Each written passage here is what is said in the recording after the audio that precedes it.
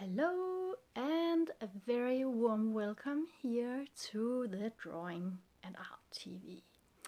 My name is Ida Andersen Lang, as you might know, and today we are at part 3 in my small series about what is some really important things to remember when you're working with light and shadow, both in your drawings and in your paintings.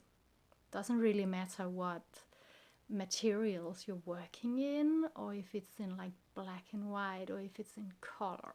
So let's take black and white as just an example here when I explain you these things.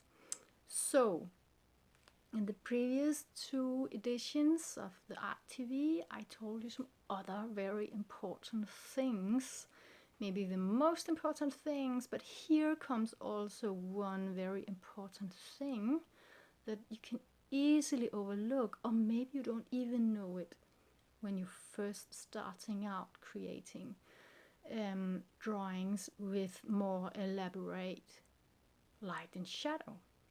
So the thing is that when you are doing your initial work on your drawing, like creating and rendering the forms and the contours, it's very much a question of looking at your subject and making the right marks and so on.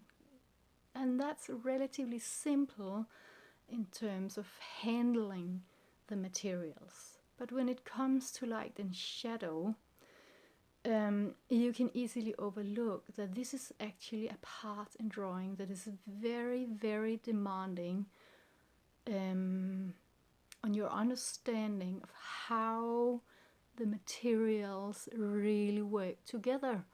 Like in our example here, the graphite, the pencils, and the paper, because it all happens there in the meeting point between the pencils. The pencil you have in your hand could be many different pencils, and the paper. There is a physical reality taking place there. That's where the magic happens. So the way you hold your pencil, the angle, let's take an example.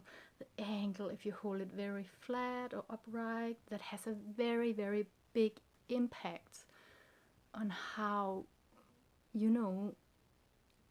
the marks will be on your paper, and those marks combined all together is what becomes light and shadow in your drawing.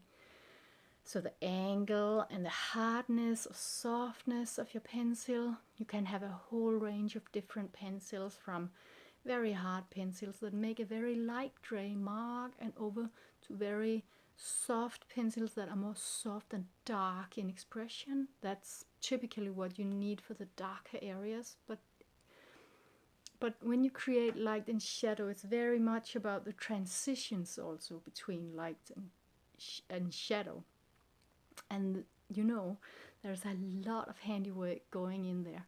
I can't get to the bottom of it in a small video like this. This is something we work on a lot in my longer online drawing program, in my teachings.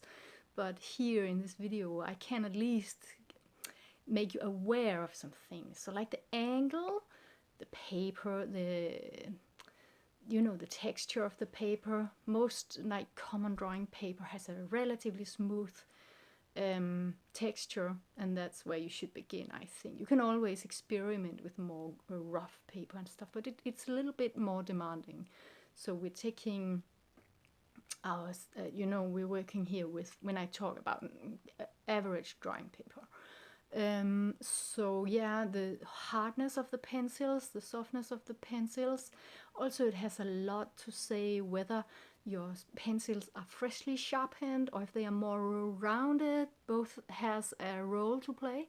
So experiment with it. Have some other pieces of paper where you make some experiments and really try to make some surfaces and areas with different kinds of pencils. Also, there's a lot with the smudgers, as I like to call them, that you use for blending. You can both have torsions, as they are called. That's like rolled paper sticks you can use to smoothen out and smudge out and even out and blend the pencil. You can smudge with small brushes or with a cotton rag or paper tissue, many different things you can use to smudge. And then of course you can lift off also the pencil, the graphite again with different kinds of erasers, just common eraser, or you can have different kinds of eraser pens that can be sharpened, that you can use to lift off graphite and render the light. So there is a lot of different things, and then in the end it's all about how you handle and understand your materials. So it's pretty much like when you start getting on a bike or skis or whatever, and in the beginning you're really like, oh, it's very insecure and you don't understand, your body is not in tune with the bike or the skis or what it is. But gradually when you work more and more with it, you get more and more in tune with your materials. So there are two main takeaways from this. One is that in light and shadow, there really is a time aspect.